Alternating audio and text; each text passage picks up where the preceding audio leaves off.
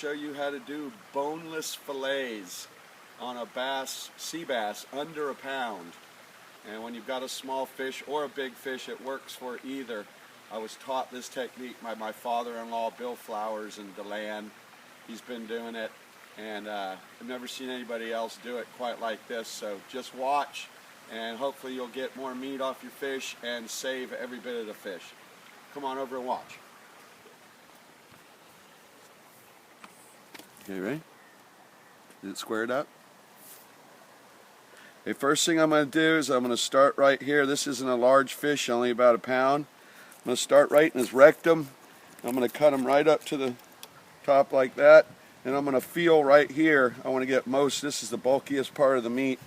So I'm going to run my knife all the way up here under this fin and right back to the starting point where I cut it. And then right here I'm just going to score the fish. I'm not going to cut the fillet off. You need a nice sharp knife and keep it at a down angle, and use the ribs and the backbones to glide your knife through there.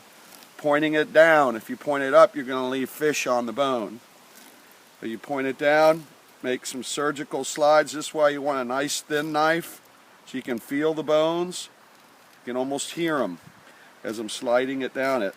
So I'm just going to work my way down there. Now here's the backbone of the fish right here. Okay, that's the halfway point. So I'm going to put my knife in there and slide it all the way through. Not going to cut it off yet. I like to use it so I have something to press against, and I'm going to do the same thing on the other side. Because it's harder to clean a fish once you've taken one side of the fillet off, in my opinion. And again, I'm going to pull it up like that, and I'm going to score the fish.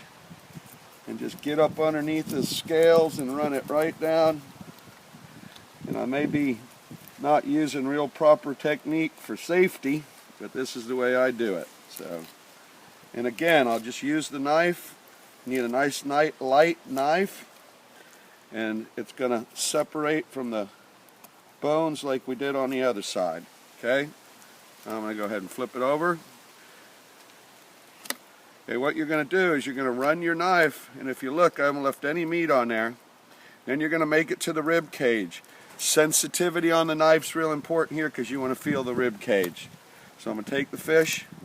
Now I run it up the vertical line of bones. You're going to feel it touch the skin. You score the skin like this. Put your knife back and down, using the rib cage to come back down, and that's when you know you're at the end.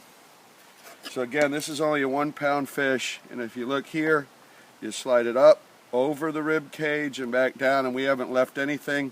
We probably could have saved that little piece right there if we had done it a little bit better job of it. But that's why I keep my pile of scraps, and this sometimes is all the belly meat and the little pieces that we like to fry up, and we've got a nice pile of fillets here, and these were all smaller than the ones we're working with.